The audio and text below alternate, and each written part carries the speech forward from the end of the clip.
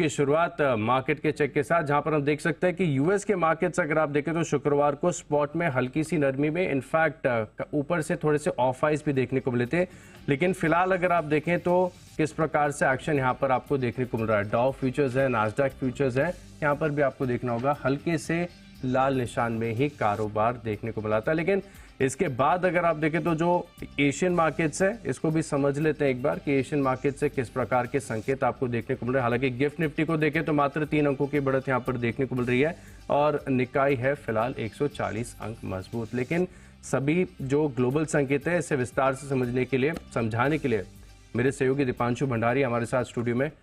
Congratulation, good morning Deepanshu. किस प्रकार के संकेत? एब्सोल्युटली, तो बाजार भी अच्छे मूड में दिख रहे हैं, हम देख भी रहे थे। फ्राइडे को भी अच्छा मूड था, इंडिया जब फाइनल में जा रहा था। और ऑफ कोर्स अब तो हम वर्ल्ड चैंपियंस बन गए हैं, तो अच्छा मूड ही बाजारों में बना हुआ है। आज सुबह भी अगर आप देखें तो बिल्कुल स्टेबल संकेत आ रहे हैं ग्लोबल बाजारों से, कोई परेशानी की बात नहीं है। एशिया में ज्यादातर बाजारों में अच्छा कारोबार हो रहा है। हांगकांग, सिंगापुर आज बंद है, तो वहां से कोई संकेत नहीं है, बट जो बाजार खुले हैं वहां से आपके लिए बहुत ही बढ़िया संकेत आते हुए दिख रहे हैं। शुक्रवार को अमेरिका में जरूर आपने थोड़ा सुस्त कारोबार देखा, बट ऐसी कोई बड़ी नरमी नहीं थी। 500 अंक की रेंज में डाउ में उतार चढ़ाव आपने देखा, उसमें आपने एंड ऑफ ट्रेड करीब 45-50 अंक नीचे आपके लिए डाउ बंद हुआ है। आईटी में मुनाफा वसूली हुई जरूर, यहां पर 0.5% की आपने गिरावट देखी, बट उसके सामने स्मॉल कैप्स में खरीदारी थी और रसल 2000 तो आपका 0.5% ऊपर बंद हुआ है, तो कोई ऐसी बड़ी परेशानी वाली बात नहीं है। 10 साल की बॉन्ड यील्ड जरूर आपकी ऊपर गई है, 4.4% तक ये पहुंच चुकी है और इसके पीछे डेटा का एक्शन है। मई महीने का पर्सनल कंजम्पशन एक्सपेंडिचर डेटा आया था, जो फेड काफी क्लोजली ट्रैक करता है अपनी पॉलिसी के लिए, और ये डेटा अनुमान से ज्यादा आया है। 2.4% का अनुमान था, 2.6% पर आया है। तो अगेन इसके बाद अब सवाल उठ रहे हैं कि क्या सितंबर में रेट कट होगा या नहीं, क्योंकि डेटा इंडिकेट तो नहीं कर रहा है कि रेट कट की जरूरत पड़ेगी, बट नेवरदलेस इसकी वजह से थोड़ा एक्शन आपने जरूर देखा, स्पेशली बॉन्ड मार्केट में।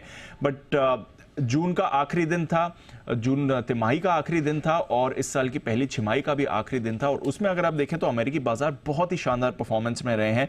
पहली छिमाही में डाउ जरूर आपका सिर्फ 0.4% ऊपर है, बट उसके सामने S&P 14.5% ऊपर है और नैस्डैक 18% ऊपर है। वहीं अगर पिछली तिमाही की बात करें तो डाउ पर थोड़ा प्रेशर जरूर हमने देखा, 0.2% की गिरावट है, उसके सामने 4% S&P और 8% आपके लिए नैस्डैक ऊपर रहा है। और जून का महीना देखें तो डाउ में जरूर थोड़ा कमबैक हुआ है 1.1% का, बट यहां पर भी S&P 3.5% और नैस्डैक आपका 6% ऊपर है। तो नेट नेट जो आईटी की तेजी है और जबरदस्त प्रदर्शन है, उसके दम पर आप देख रहे हैं बहुत ही बढ़िया एक्शन अमेरिकी बाजारों में बना हुआ है। कमोडिटी बाजार की बात करें, कच्चा तेल आपका $85 के ऊपर कायम है। सोने और चांदी में आपको दायरे का ट्रेड दिख रहा है, बट ये हफ्ता काफी अहम रहने वाला है। आज कुछ ग्लोबल मार्केट्स बंद हैं, गुरुवार को यूएस बाजारों में छुट्टी होगी उनके इंडिपेंडेंस डे के लिए।